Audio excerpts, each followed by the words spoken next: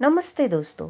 आज जो कहानी मैं आपको सुनाने जा रही हूँ यह कोई बनावटी या काल्पनिक कहानी नहीं है। यह मेरे अपने परिवार और मेरी दादी माँ की जिंदगी से जुड़ी एक बिल्कुल सच्ची दास्तान है। परिवार की निजता को ध्यान में रखते हुए मैंने नाम बदल दिए हैं, लेकिन इसमें छपी एक एक घटना, संघर्ष और भावना पूरी तरह से सच्ची है। यह कहानी है जानकी देवी जी की, मेरी दादी माँ की।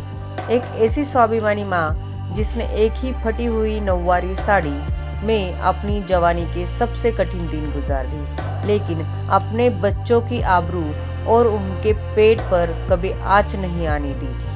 आज से कई दशक पहले, जब हमारे गांव में न पक्की सड़कें थी और न ही रातों को रोशन करने वाली बिजली, तब रामपुर गांव के एक बेहद छोटे और कच्चे मकान में मेरी दादी माँ अपने 5 बेटों और 2 बेटियों का भविष्य गढ़ रही थी।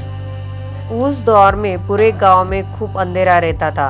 रातें दिए की मध्यम लौ या टॉर्च की रोशनी में बीतती थी। घर चलाने के लिए मेरी दादी माँ भोर की पहली किरण फूटने से पहले खेतों में उतर जाती थी, सब्जियां तोड़ती और सिर पर भारी टोकरा रखकर पूरे 3 किलोमीटर का कठिन पहाड़ी रास्ता पैदल तय करके गांव के बाजार जाती थी। मेरे दादाजी स्वभाव से थोड़े गुस्सैल थे और गांव की शादियों में खाना पकाने का काम करते थे, इसीलिए खेती और घर की असली रीढ़ मेरी दादी माँ ही थी। जैसे जैसे बच्चे बड़े हुए, उन्होंने अपनी माँ के पैरों के छाले देखे। 5 बेटे सकाराम, आत्माराम, तुकाराम, परशुराम और सबसे छोटा शांताराम सुबह उठकर माँ के साथ सिर पर सब्जियां की टोकरी उठाते और 3 किलोमीटर पैदल चलकर बाजार निकल पड़ते। कपड़ों और पैसों की तंगी ऐसी थी कि स्कूल की फीस के पैसे जुटाना मुश्किल था, लेकिन कुदरत की एक अजीब मेहरबानी थी। घर में भले ही पहनने को कपड़े न हो, पर खाने पीने की कभी कमी नहीं हुई। घर में गायें थी जिनके दूध और दही की नदियां बहती थी। खेतों में मीठे आम के पेड़ थे। मेरी दादी माँ की सोच अपने जमाने से बहुत आगे की थी।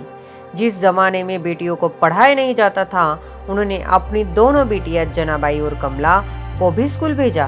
बड़ी बेटी जनाबाई 7वीं तक पढ़ी, लेकिन छोटी बेटी कमला बुआ एक हादसे में जल गई थी, इसलिए उनकी पढ़ाई 4वीं के बाद ही छूट गई। कमला बुआ का दिल बिल्कुल माँ जैसा था।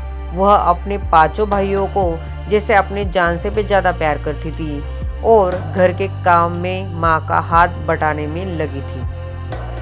मेरी दादी माँ खुद बहुत बुद्धिमान थी और वही बुद्धिमत्ता उनके बड़े बेटे सकाराम में भी आई थी। उस जमाने में जब पूरे इलाके में केवल 3 ही बच्चे 10वीं तक पढ़ पाए थे, उनमें से एक उस जमाने में जब पूरे इलाका में केवल 3 ही बच्चे 10वीं तक पढ़ पाए थे, उनमें से एक बड़े पापा सकाराम थे। लेकिन 10वीं पास करते ही उन्होंने देखा कि माँ के पास आगे पढ़ाने के लिए पैसे नहीं है, तो उन्होंने अपनी पढ़ाई छोड़कर काम संभाल लिया ताकि छोटे भाई पढ़ सके। उस पूरे गांव में एक ही भी ऐसा घर नहीं था जिसने अपने 5 बेटों को पढ़ाया हो। लोग ताने मारते थे, लेकिन दादी ने किसी की न सुनी। सबसे छोटा बेटा शांताराम जब पहाड़ों पर ऊंचे ऊंचे घास के बीच गाय चराने जाता, तो वह इतना छोटा था कि घने घास में ही गायब ही हो जाता। केवल गायों के गले की घंटियों से पता चलता था कि शांताराम वहाँ है। कच्चा मकान इतना छोटा था कि रात को सब एक दूसरे से चिपक कर सोते थे, लेकिन उस कच्चे कमरे में सपनों की रोशनी बहुत बड़ी थी। फिर मेरी बुआ ने, मेरी दादी माँ और मेरे बड़े पापा, उनके सब भाइयों ने मिलकर उस कच्चे घर की जगह खेत जहाँ पे है वहाँ पे ही एक पक्का मकान बना लिया। मेरी दादी माँ की यह जिद रंग लाई और फिर उस छोटे से कच्चे कमरे से निकलकर एक बेटा वकील बना तो दूसरा सरकारी मास्टर।